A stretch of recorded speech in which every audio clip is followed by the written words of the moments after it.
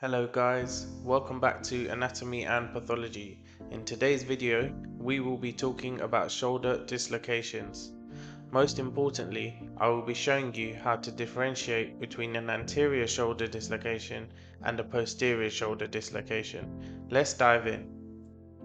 Firstly, let's take a look at what a normal shoulder girdle looks like so that you'll be able to evaluate anterior and posterior shoulder dislocations a lot more easily.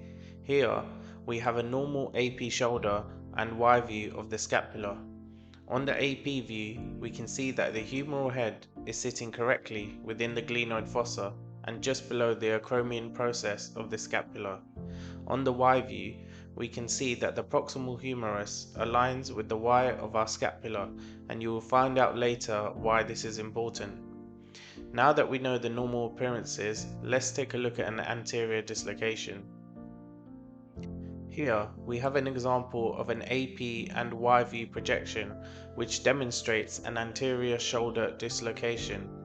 This means the humeral head has come out of the glenoid fossa and the injury has caused it to move in front of the glenoid, hence the term anterior, which means in front of.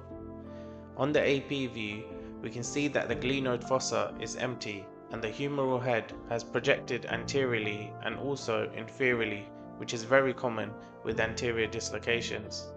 When examining the Y view, we can see that the humeral head is now not correctly aligned with our scapulary Y, but instead it has moved towards the ribs.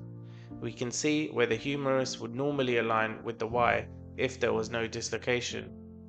This is the indefinite way of knowing that this is an anterior dislocation as opposed to a posterior. Two shoulder views should always be obtained before categorizing a shoulder dislocation, and the second view is often a Y view or an axillary view. We will now move on to posterior shoulder dislocations.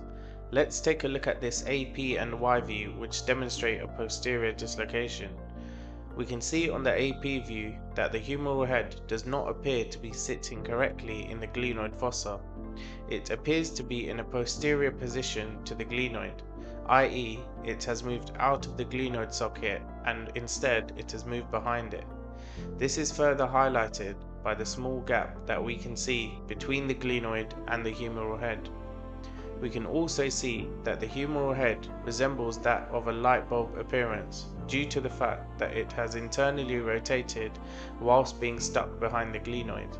This is a classic illustration of a posterior dislocation, and this appearance cannot be seen on an anterior dislocation.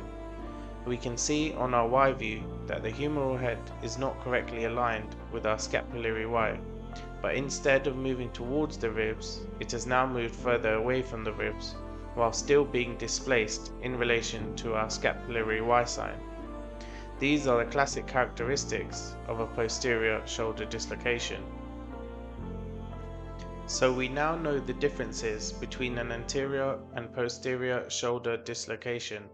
In summary, anterior shoulder dislocations are more common than posterior. They account for 95% of all shoulder dislocations.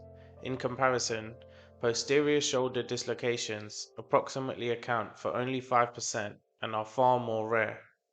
Common causes of an anterior dislocation can include a road traffic collision or a contact sport injury, such as a rugby tackle gone wrong. Common causes of a posterior dislocation include things such as electrocution or a seizure. Thanks for watching guys, and I hope you found this video helpful. See you in the next video.